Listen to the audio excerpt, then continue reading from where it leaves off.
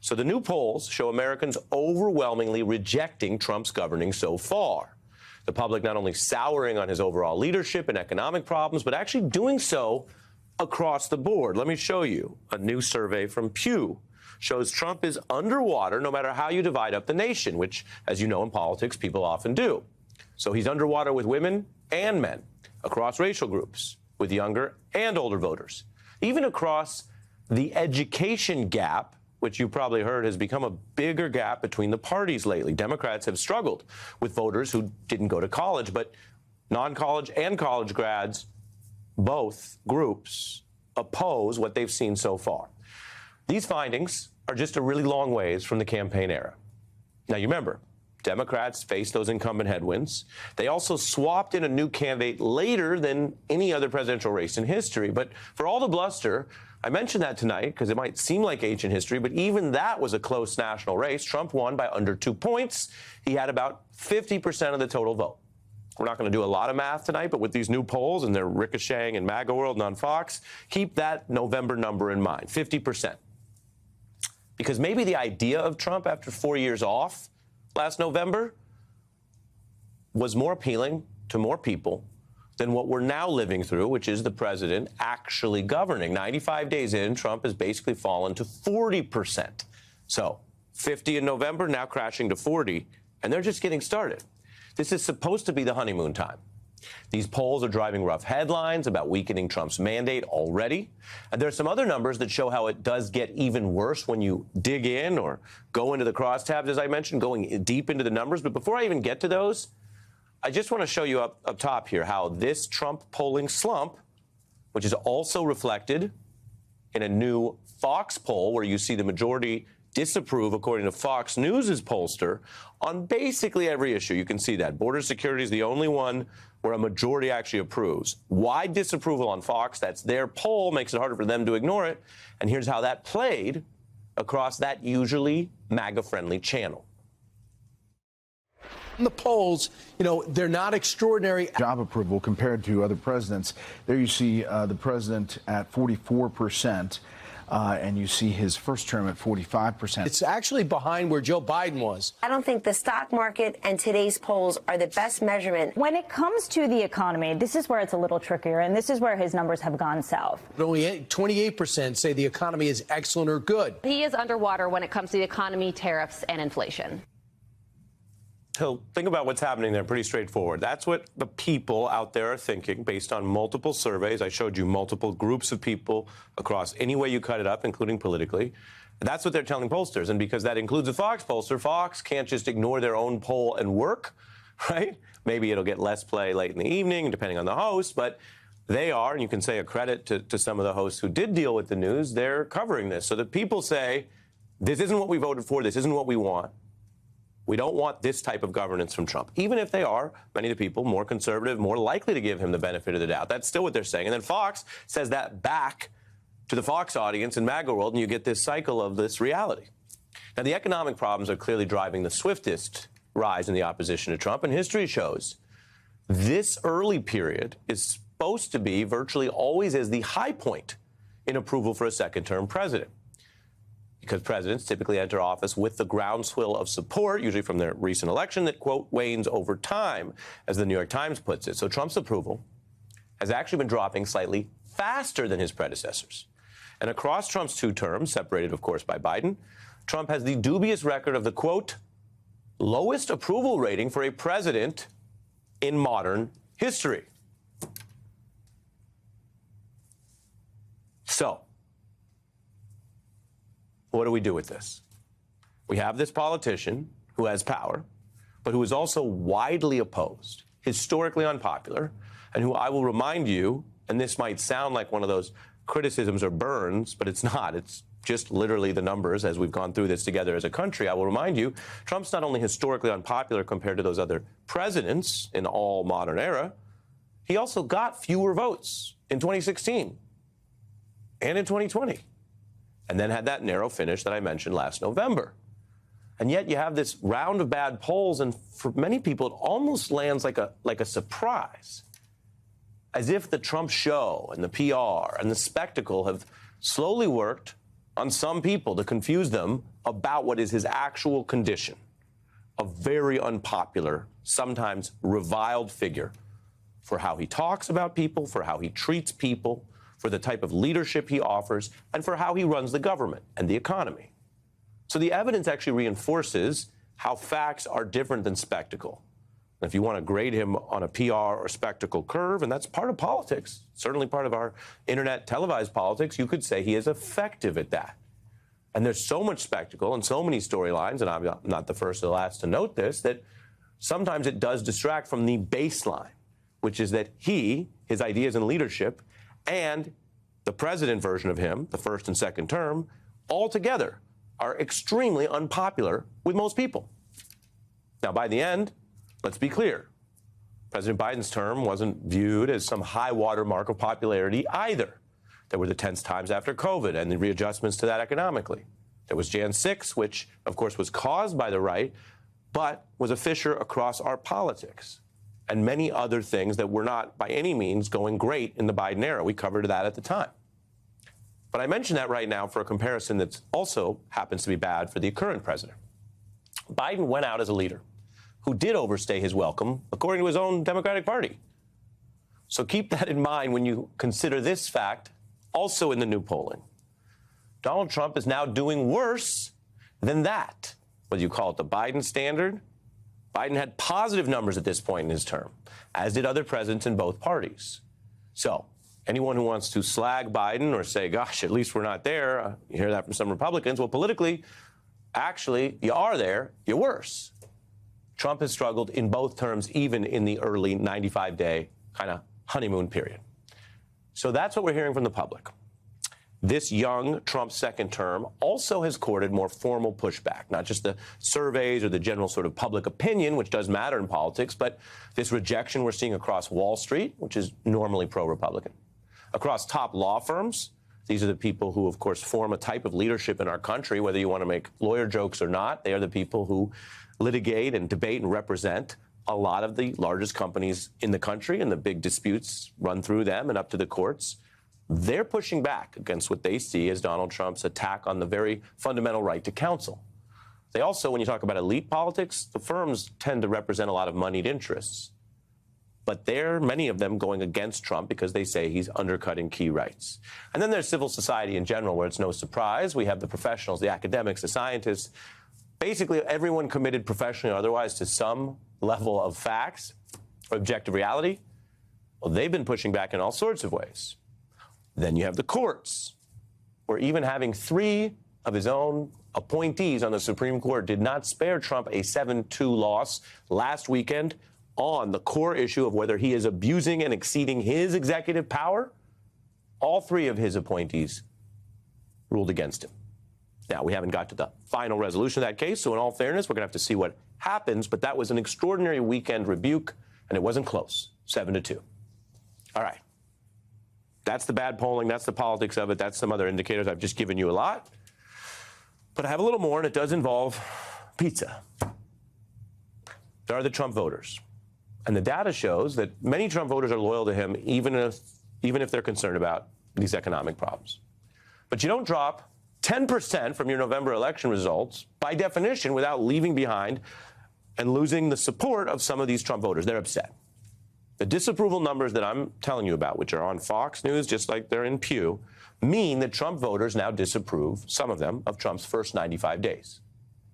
Politically, that doesn't tell you the future. They could still come back to the Republican Party. But it shows that they are observing and living this. Many people can see and feel that it's not just that Trump's having a rough start. So before I get to the pizza, I'm going to remind you what he said. Because many people can see he's not doing what he said he would do, and often doesn't even seem to be trying to make good on these promises. I will immediately bring prices down starting on day 1. I'll get the war with Ukraine and Russia ended. If I'm president-elect, I'll get it done before even becoming president. But if I win, we will rapidly defeat inflation. Look at what's going on in the Middle East. This would have never happened. I will get that settled and fast. Starting the day I take the oath of office, I will rapidly drive prices down, and we will make America affordable again. People remember some of that. He ran on that economic message, and look at the economy we're living through. So the surveys capture broad response to that. On the campaign pledges versus the current Trump economy. Worldwide, the influential Economist magazine, which is a right-leaning but pro-markets publication, has this new cover. You can see their view is that Trump's tenure has left America as a kind of battered, bandaged bald eagle. The headline, only 1,361 days to go, refers to the end of Trump's last term, of course, the second term. The Constitution bans any president from serving past that second term. So fact check, true. That's how many days there are to go. Meanwhile, the Times writes this headline today on major economic decision: Trump blinks and then blinks again. It captures something that is a more dire conclusion than where we were on, say, day one of the presidency, where Wall Street and nonpartisan reporters were waiting to see what he did on the economy and trade. Now, that is an objective statement. It is literally true that he just keeps blinking because he is widely seen, even on Wall Street, amidst all the Republicans, as a kind of amateurish, weak leader in this so-called trade war. And Fox continues to digest Trump's polling slump, while its sister outlet, The Journal, reports Trump lost. It's basically time to move forward. Quote, China called Trump's bluff and seems to have won this round. It's all sinking in, even if the entire kind of blustering PR strategy of this MAGA movement in the Trump White House has been to try to tell you everything you see before your eyes, from the falling markets to the failed tariffs to the actual collapsing support for this young honeymoon president. They want you to believe it's not true, but it is. I'm Alicia Menendez. Donald Trump's campaign of retribution is now taking direct aim at the Democratic Party's top fundraising platform, Act Blue. Just in the past few hours, the president signed a memorandum directing Attorney General Pam Bondi to, quote, investigate allegations regarding the unlawful use of online fundraising platforms to make straw or dummy contributions or foreign contributions to political candidates and committees, and to take all appropriate actions to enforce the law. Congressional Republicans have separately been investigating these claims of straw and foreign donations, which thus far have been unsubstantiated. Now, for those at home who may not be familiar with the name Act Blue, it is widely considered to be one of the pillars of the Democrats' digital ecosystem. It has given them a significant advantage over Republicans in terms of small dollar fundraising. And it's not just presidential candidates, also candidates for congressional, state, and local races. Odds are, if you have donated to a Democratic candidate or a Democratic cause in the past several years, it's probably been through Act Blue. And this move by the president today could have major consequences for Democratic candidates, potentially hurting their ability to bring in donations and therefore compete in future elections. And it comes as the Associated Press is reporting that in the first 3 months of this year alone, donors have given more than $400 million to Democratic candidates through Act Blue, which is the most money raised in any first quarter in the organization's two-decade history. In response, this memorandum, Act Blue, said in a statement, the Trump administration's and GOP's targeting of Act Blue is part of their brazen attack on democracy in America. Today's escalation by the White House is blatantly unlawful, needs to be seen for what it is. Donald Trump's latest front in his campaign to stamp out all political, electoral, and ideological opposition. This administration continues to weaponize the instruments of federal power in an unprecedented assault on our democracy. Act Blue will immediately pursue all legal avenues to protect and defend itself against the administration's baseless claims. Joining me now, Tiffany Muller, president of End Citizens United, and Andrew Weissmann, former FBI general counsel and MSNBC legal analyst. It is good to see you both. Andrew, tell me what you make of this memorandum. Well, I have so many different opinions here. But first, obviously, just because you are a Democratic sort of campaign contribution entity, if you've engaged in wrongdoing, then you should be subject to an investigation and criminal laws. That's sort of an obvious statement. I mean, nothing immunizes you from that. The problem is that you can't view this in isolation, given all of the things that Donald Trump has done that are consistently being struck down by the courts as violative of the Constitution, and viewing this as part of a political retribution that you see sort of over and over again. Second, this is not how you announce a criminal investigation. This is something you first investigate the facts. You do that privately. That is the tradition and the integrity of the Department of Justice that is being thrown out the window by this president. So what would that look like, right? In a normal functioning DOJ, if the suspicion was that there were donations coming in other people's names, that's what we're referring to as straw donations. If there were suspicions that there were donations from foreign individuals, from foreign entities that were not being properly marked, DOJ would investigate first, and then they would come to the public with what? So they would come to the public if and only if a grand jury determined that there was sufficient evidence to go forward and a criminal case would be brought. One thing I do want to make sure people understand is the irony, maybe some would say hypocrisy, of what is going on right now. Pam Bondi, on day one, said, I am stopping Foreign Agent Registration Act investigations except in sort of limited category, that there will not be sort of criminal investigations of the Foreign Agents Registration Act. Foreign influence in this country, including in elections. She disbanded foreign election interference, the task force that was created for this. But apparently that's okay when you focus on Democrats. I mean, that is the thing that I think would really be something that Act Blue will sort of focus on, which is like you just announced that this is something you do not care about writ large. And suddenly when you think it's something that we may have done, but you haven't established any facts or presented them yet, at least, now it's suddenly something you care about. That, to me, is a sort of big red flag for this actually being exactly what Act Blue is saying it is, which is something that is real politicization of not just the White House, but the Department of Justice. Right. Tiffany, big picture, this may be an attack on democracy. It is also an effort on the part of Republicans to cripple their opponents' political infrastructure. What does the impact of that actually look like? Yeah, well, look, at In Citizens United, we are proud to be powered by these kind of grassroots donors. We have 4 million members across the country, and they are retired teachers and firefighters who give $10 or $15, who just want to make their voices heard in our democracy, and who want to not just be drowned out by the big billionaire money. And what Donald Trump has done in his 100 days, it is 100 days of corruption and chaos and self-dealing. And what he's trying to do is weaponize DOJ and the federal government to go after one of the strengths of the Democratic Party's infrastructure. And that is, they may have the biggest billionaires, but we have the people with us. And this is really about empowering those people to be involved in democracy. And he wants to shut that down and give even more power to the big billionaire cronies. Things are going very, very dramatically south for Trump with the American public in truly overwhelming numbers and over the widest possible breadth of issues.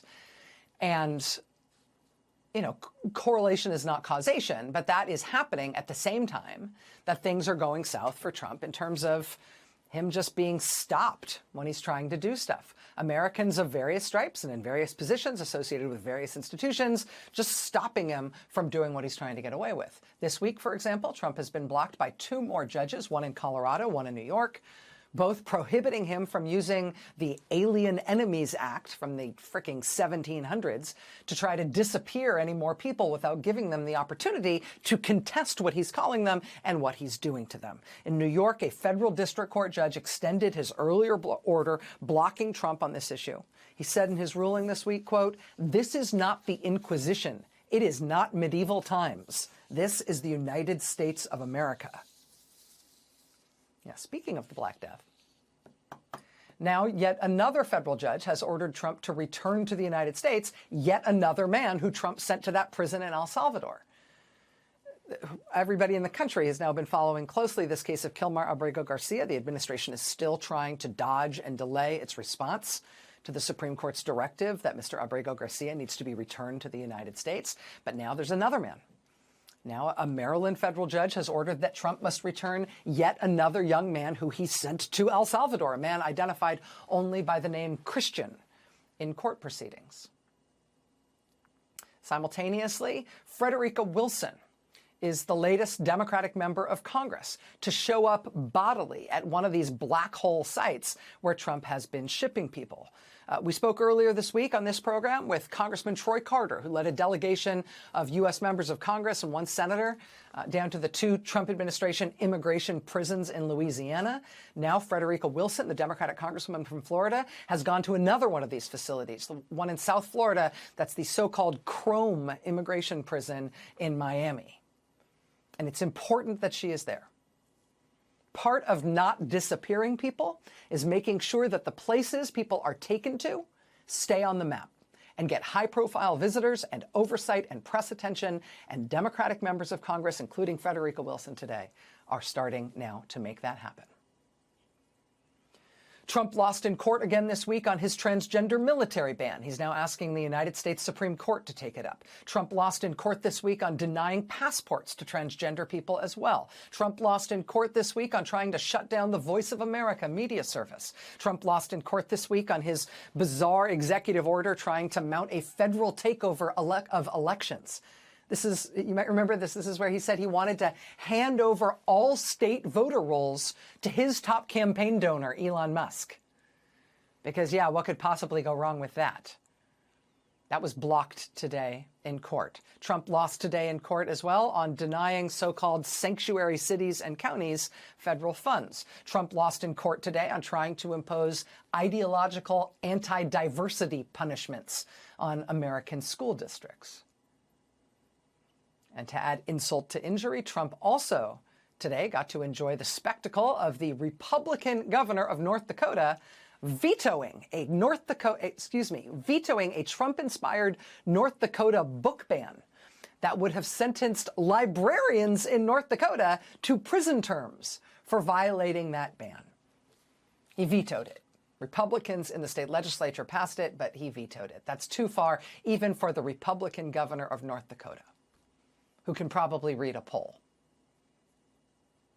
Yeah, that's how it's going over with the Republican governor of North Dakota. How do you think it's going over with the American public that they're trying to pull this book ban stuff at places like the U.S. Naval Academy in Annapolis? This was St. Augustine, Florida. Yesterday, people protesting against Trump's cuts to the national parks. Protect our national parks. We love our national park rangers. Protect our public lands. This was Modesto, California, on the left side of your screen at the offices of Republican Congressman Tom McClintock. On the right side of your screen, that's Pueblo, Colorado, at the offices of Republican Congressman Jeff Hurd. In both cases, yesterday, people protesting against Trump and the Republicans' planned huge cuts to Medicaid. This was Des Moines, Iowa. Iowans rally for the rights of the deported. People rallying in Des Moines on the left side of your screen, and on the right side of your screen, people rallying at the federal building in Rochester, New York. In both cases, telling Trump to obey court orders, to stop disappearing people without due process. This was the courthouse in Charlottesville, Virginia. On the left side of your screen, people turned up. They're furious yesterday to protest after Trump's agents arrested immigrants inside the courthouse yesterday. And on the right side of your screen, that's Burlington, Vermont, where people again protested at the federal building in support of Vermont resident Mohsen Madawi, who was arrested, you will remember, at his U.S. citizenship test.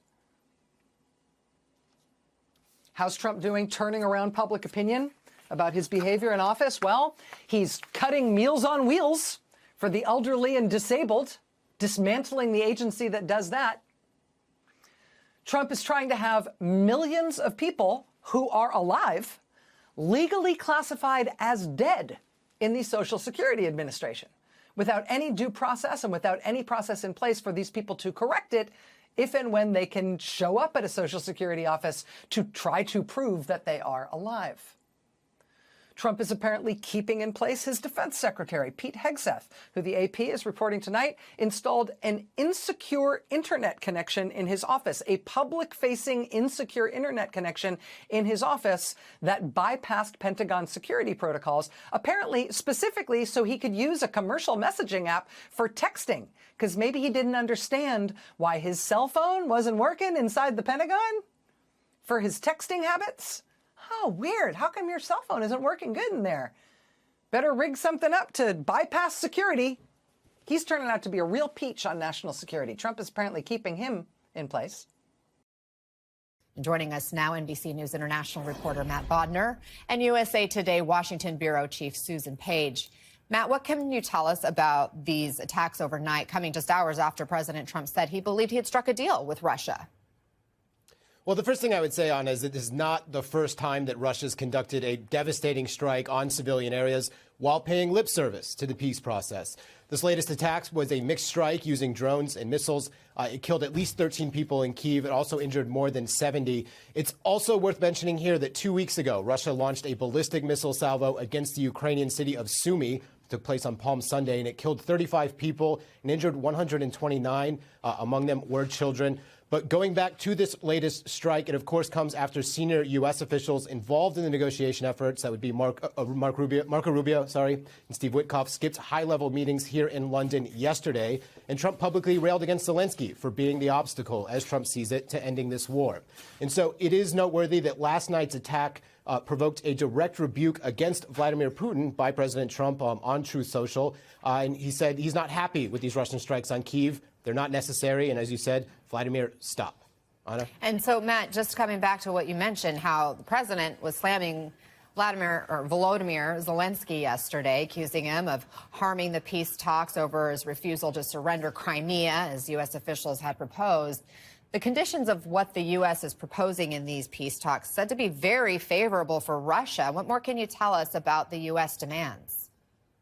Well, we've been hearing that the major impasse in the negotiations now concerns this idea of recognizing Russia's annexation of Crimea. And I think it's been clear to the Ukrainians for some time now that they're not going to be getting occupied territories back as part of this specific process. Zelensky himself has said this several times since Trump took office, that they're really looking towards diplomacy to reclaim the occupied territories.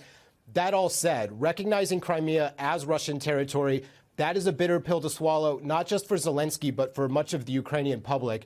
That 2014 annexation of Crimea, it's really one of the key symbols of Russia's efforts to subjugate Ukraine.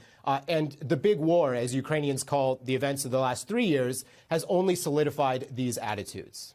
Susan, it is hard to imagine these terms even being an option for Ukraine and for Zelensky. What do you make of how the Trump administration is approaching this, essentially giving this ultimatum, take the deal or the U.S. is out? You know, I think this course was set on Election Day in November. Donald Trump has been a big skeptic, a critic of the U.S. role in the war in Ukraine.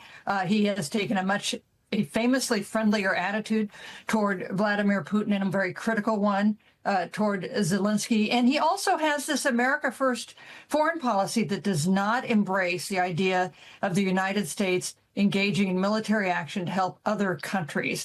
And so I think it is distressing to Ukraine and to those who want the U.S. to continue to play a big role in things like the Western Alliance in Europe. But this is no surprise. And of course, Anna, the clock is ticking. President Trump said he could settle this war on day one. That hasn't happened. If he doesn't settle it on some kind of terms in his first 100 days, it seems likely that the White House will do what they call move on. Yeah, President Trump has said multiple times now that Zelensky has no cards to play. But the Wall Street Journal editorial board argues that he does have one ace, writing the president won't be able to abandon Ukraine without paying a heavy political price. And they quote a historian who recently said, Americans hate war, but they hate losing a war even more. Susan, do you agree that it would be politically risky for President Trump to walk away? You know, the big political risk for President Trump these days is the economy, not the war in Ukraine. And as important as it is, Americans tend to judge presidents by how they affect their own personal lives, the issues that they face around a kitchen table. So I do think there is a lower political risk, fairly or not, on Ukraine than there is, say, on the stock market and the whole tariffs war that we also see heating up. Susan Page and Matt Bodner, appreciate you both. Thank you so much for the discussion. You know, we like to ask the question on this show, is the White House for sale? I want you to take a look at this. Trump's meme coin surged 50% yesterday. Why? Well, the president offered to host its top holders for a private dinner in Washington. An online announcement teased it as, quote, the most exclusive invitation in the world. And that the invitation came with very clear instructions. From now until mid-May, supporters are encouraged to, quote, hold as much Trump coin as they can. The more they hold and the longer they hold it, the higher their ranking and the better their chances of meeting the president himself. The dinner also includes a special reception for the top 25 wallets. That basically means holders. And the price spike that followed that announcement now brings the value of Trump's coin in circulation to $2.7 billion. Former National Economic Council Deputy Director Bharat Ramamurthy joins the conversation. Neil is still with us. Bharat, have you ever seen anything like this ever? And we have to remind our audience, this is just Trump's meme coin, which even on its information about it doesn't say this is an investment opportunity. This is like a super fan medallion coin. You're not even buying Bitcoin here. There is no underlying value except your love and adoration of the president. Yeah, I mean, it's straightforward pay to play. You are putting money directly into the president's pocket in exchange for access to the president. And I think it's important to overlay this with the tariff war that's going on right now. Because what is the most important thing you can get if you are a business person? It's direct access to the president. Because if you can get an exemption from the tariffs for a country that you import from or a particular category of goods that your business relies upon, that's worth millions, hundreds of millions of dollars potentially. So that's what it is, an exchange of money for access to the president to potentially get a favor that's worth potentially hundreds of millions of dollars to you. But that's why this is so interesting to me, because these people who are going to the dinner, these are just like super fans going to a music festival paying for a photo op. But if this president is clearly laying out that this is his approach to access, how deep and dangerous can it be when it comes to high rollers with a lot of money who need big stuff? Yeah, and I would draw a distinction between, there have been plenty of scandals over the years about campaign finance and mega donors and soft money, some stuff that looks pretty shady. But that money does have to go to the campaign fund or to independent expenditures, not to the candidate themselves. It's not like income to the person running for office who maybe did something a little shady. This is potentially income that the president himself can cash in through this asset that he created. It's a new world in terms of the ethics and the any kind of sense of what's legal and what's allowed in U.S. government. Have you ever seen anything like this? And just take yourself back to the scrutiny you were under when you were in the, not even, just stand alone. Have we ever seen anything like this? And is there a single rule against it? Because it doesn't feel like there is. Even where they're hosting it. It's not in the White House, but it's at a Trump club. So the club is even going to get paid to host the event. Exactly, right. They're getting money every possible way. And look, what's happened over the last decade or so is that the Supreme Court has really weakened the rules on corruption and made it very hard to bring these types of cases. And so politicians have taken advantage of it, none more so than Trump. And it just makes me think back to the ethics rules that we tried to follow when I was in the White House about if somebody gave me a token, something that was worth maybe $25, I had to report it to the White House office, make sure that it was filed, and didn't take it home personally. And here's the president potentially making hundreds of millions of dollars based on a single announcement on a single dinner. So fools like me actually thought progress was being made to address congressional stock trading, right? There was so many people who were unhappy the way Nancy Pelosi was never bringing it to a vote, given how much her husband invested. It was lawmakers on both sides of the aisle. There was talk at some point of closing the carried interest loophole that private equity giants benefit from. Given where we are, and given how this White House rolls, is there any chance any of those things are going to happen at least in the next 3 years?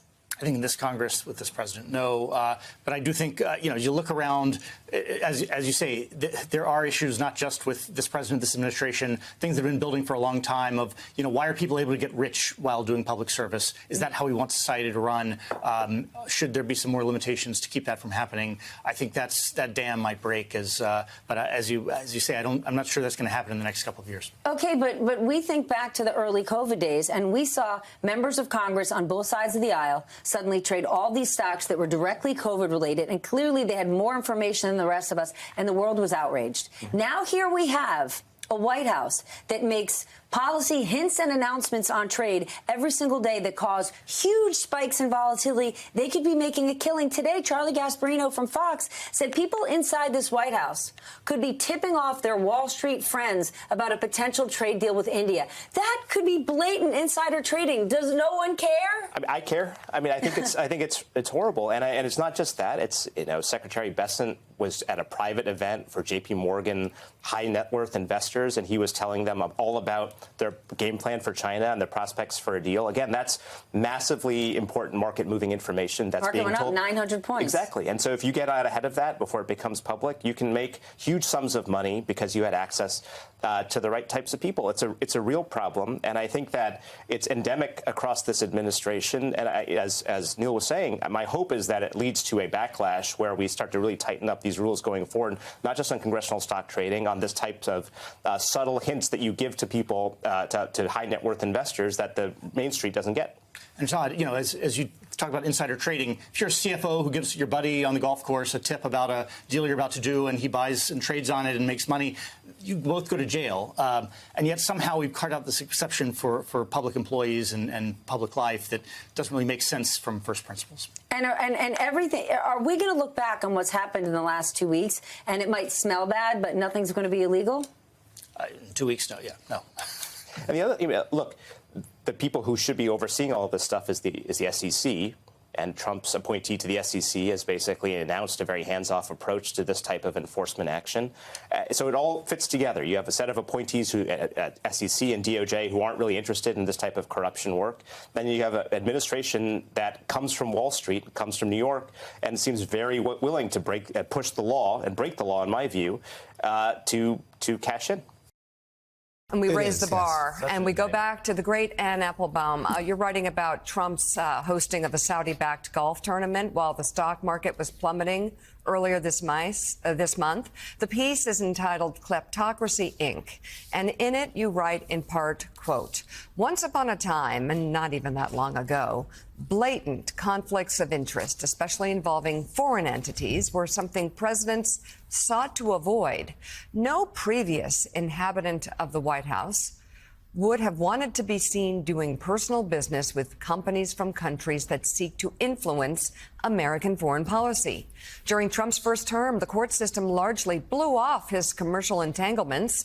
Now he not only does business with foreign as well as domestic companies that have direct interest in his policies, he advertises and celebrates them. We know the identities of the golf tournament sponsors, not because investigative journalists burrow deep into secret contracts, but because they appear on official websites and were displayed on a billboard observed by the New York Times at his golf course. Both the website and the billboard would have been scandals in any previous administration. If they are hardly remarked upon now, that's because Trump's behavior is such a symptom of something much larger. We are living through a revolutionary change, a broad shift away from the transparency and accountability mandated by most modern democracies and toward the opaque habits and corrupt practices of the autocratic world. So, Anne, take us a step further into this. And what are the dangers here? Because it appears when you have these blaring signs, instead of doing things quietly, you are also ignoring the American people to the autocracy in the making that is happening before their eyes. Yeah, you know, Mika, a few minutes ago, you asked me about Trump's strange admiration for Vladimir Putin. You know, and perhaps the deeper affiliation goes back 30 years into Trump's business practices. You know, he's been involved in an industry, the real estate industry, that relied on secret Russian money coming through anonymous bank accounts, buying anonymous properties in his businesses for many years. He's been dealing in that world, in the kleptocratic financial world, his whole life. In his first term, he was restrained by people around him, by perhaps by some ongoing anxiety about legality. He didn't bring all of those practices, some of them, not all of them. But he didn't bring all of those practices into the White House. Now he clearly feels he can do whatever he wants. He's openly taking money from the Saudi backers of golf tournaments taking place at his golf course. You had earlier in this program a story about how his cryptocurrency money is accepting so-called investments from people. He then invites those investors to the White House. So he's using his position in the government to make money for himself and for his family personally. And of course, he's set an example that's being followed by a whole legion of people around him. I mean, start with Elon Musk. I mean, Elon Musk is somebody who has been involved in firing people and changing the policy at government agencies that regulate his own companies or that subsidize his own companies. So he has such a profound conflict of interest that it's hard even to know what to call this. You know, if you run a company and you get to decide what happens to the regulatory agency that regulates you, then what are you? I mean, what you are is an oligarch. That's the political system in Russia that created massive webs of conflicts of interest and corruption. And I think it's also important to remember where those systems end. They end with people being made poorer. The system is rigged. The economy is altered so that it benefits people in power, so that it benefits people who are close to power. And it's not good for the rest of us. And part of this plan that this administration and Donald Trump himself have sort of been running in the last several months is to clear out any oversight. So fire the watchdogs, fire the people who typically under a regular administration would be on this stuff and say, hang on a second, you can't do that. You can't sell and personally profit from Bitcoin and then invite all the people to incentivize them, invite them to the White House, to special ceremonies at your golf clubs and to meet you at VIP events. So is that not part of what he was doing when he was firing, not just the tens of thousands of government employees, the rank and file, but these people whose job it was to watch exactly the kind of practices you're talking about? Yeah, in one night of the long knives at the very beginning of the administration, they fired 17 government inspectors. And these are exactly those people. These are the people whose job it was to make sure there are no conflicts of interest, to make sure there's no corruption. You know, they talk a lot about fraud and waste, but there were systems in the government designed to block fraud, to block exactly this kind of double dealing. And Trump has dismantled them. I mean, I would say his administration has also announced that it won't enforce other government laws that are designed to block these kinds of practices. There's something called the Corporate Transparency Act. They're not going to enforce that. There's something called the Foreign Bribery Act that prevents American and other companies from bribing foreign companies. They're from paying bribes, and they're not going to enforce that either. So they're dismantling a whole apparatus of it's not just regulation, it's the law of laws that were designed, that were put in place in order to prevent fraud and kleptocracy from spreading inside our political system. You can catch more on Anne's argument here about what's happening in the Atlantic. Her piece is entitled Kleptocracy, Inc. And I just want to circle back to the conversation we were having about Ukraine with all the comments that we have been covering from the president, the vice president, and what is happening right now in this war. And my brother mentioned earlier about Trump's approach to Russia, and I want to ask you, is it appeasement, or how would you describe it? Because to an extent, Ian was saying that Biden, had an approach to this war that obviously was supporting Ukraine, supporting the people who are fighting for the safety of the world. And Trump's is very different. And how would you describe it? Is it weaker, as Ian contended? And is it appeasement? You could use the word appeasement. You could use weakness. You could also begin to ask, is this really about business deals? Are there people around Trump who are expecting some kind of financial benefit from a relationship with Russia? Is this really about, creating, another lawless zone of relationships between America and Russia? We don't know. And actually, the fact that we don't know, the fact that this is all hidden, the fact that it's not clear what Trump's motives are, I mean, that's already a sign of autocratic behavior. In democracies, your leadership is transparent. We knew what Joe Biden wanted in Ukraine. When he said it, we knew what he meant. In the case of Trump, we don't really know what his motives are. We don't know even what it means when they say we're going to walk away. There's so much opacity and so much lack of clarity, and the lack of clarity is deeply connected to these practices that we're seeing at home. Conflicts of interest. Double dealing, the relationships between people in the administration and private business. We don't really know for whom they're acting. Are they acting in the interests of the American people, or are they acting in their own interests? Staff writer for The Atlantic, Ann Applebaum, thank you very much. It is always great to have you on the show. We really appreciate it.